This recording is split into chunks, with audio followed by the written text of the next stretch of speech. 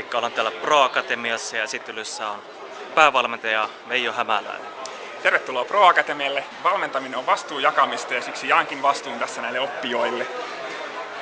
Terve vaan, Rustelukarhu Aleksi, viimeistä vuotta Pro Akatemialla ja piti kertoa, että miksi tämä on hyvä paikka. Ja tämä on monesti kuultu se klisee, että saa tehdä just sitä mitä haluaa ja voi toteuttaa itsensä, mutta täällä se ei ole enää klisee, vaan sitä ihan oikeasti pääsee tekemään just niin.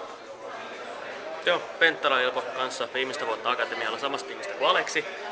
Niin sitä vaan, että täällä tosiaan pääsee toteuttaa itteensä, opiskelemaan sitä hommaa. Me kehitetään tätä paikkaa, ei noin valmentajat tai mukaan organisaatio. Kaikki on meistä itsestä lähtöisin. Marika Saranen, Kemitornion ammattikorkeakoulu. Mikä minun teki vaikutuksen, niin kyky elää tässä hetkessä ja rajojen murtaminen. Ajatella uusiksi asioita. Jaana Koivuranti ja ihan sama paikka. Ja tässä on tänään tullut niin paljon asioita, että jos minun tässä kiteyttää nyt, niin on itse asiassa läsnäolo, kuunteleminen ja osallistuminen. Antti Hase, Kemitornion ammattikorkeakoulu.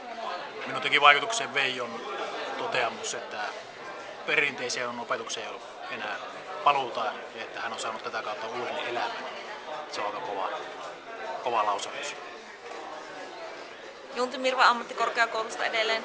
Minun teki vaikutuksen se, että Veijo sanoi, että heittäkää kaikki lukujärjestykset nurkkaan ja aloittakaa mieluummin rytinällä puhtaalta pohjalta kuin että lähdet tekemään pientä kosmeettista muutosta sen vuoksi, että teistä ei ole isompaa muutoksen kerralta. Kiitos ja kameran takana Mannisen Mikko, toivottavasti mahun tähän ruutuun. Minun teki vaikutuksen tämmöinen iloinen ja myönteinen elämän asenne ja suhtautuminen työntekoon ylipäätänsä. Tämä reipas, kääritään hihat ja aletaan hommiin.